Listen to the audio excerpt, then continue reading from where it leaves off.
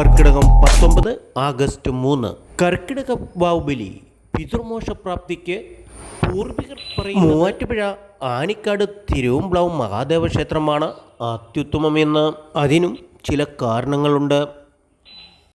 പൗരാണിക ബ്രാഹ്മണ കുടുംബത്തിലെ കർമ്മികളാണ് മുഖ്യ ബലിതർപ്പണം നടത്തുന്നത്.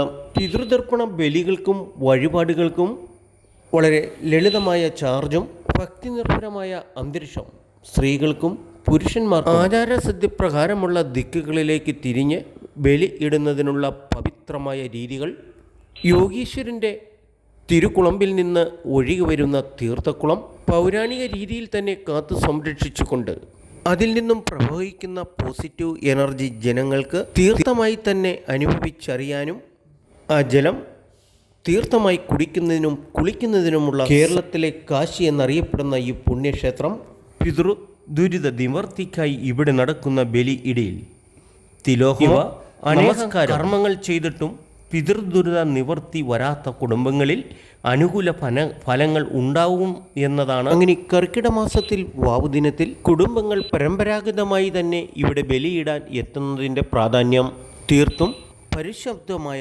അന്തരീക്ഷത്തിൽ തിക്കും തിരക്കും ഇല്ലാതെ കൃത്യനിഷ്ഠതയോടെയുള്ള ബലിതർപ്പണ ചടങ്ങുകൾ വരുന്ന ഭക്തർക്കെല്ലാം ഭക്ഷണ സൗകര്യങ്ങൾ നാളത്തെ ബലിതർപ്പണത്തിനുള്ള എല്ലാ ഒരുക്കങ്ങളും പൂർത്തീകരിച്ചതായിട്ടാണ് ക്ഷേത്രം മാനേജ്മെൻറ്റ് നാട്ടുരാജ്യ ന്യൂസിനോട് പറഞ്ഞത്.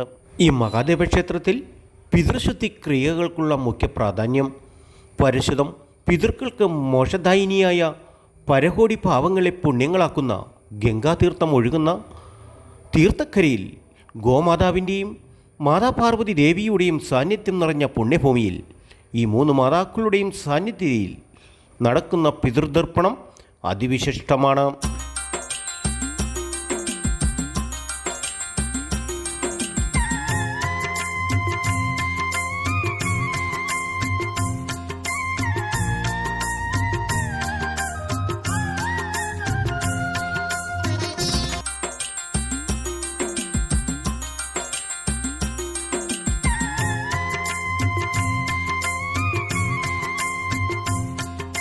നാട്ടുരാജ്യ ന്യൂസിനു വേണ്ടി ക്യാമറയാൻ റിപ്പോർട്ടിംഗ് ആനിക്കാട് തിരുവമ്പ്ലാവിൽ നിന്നും കെ വിജയൻ.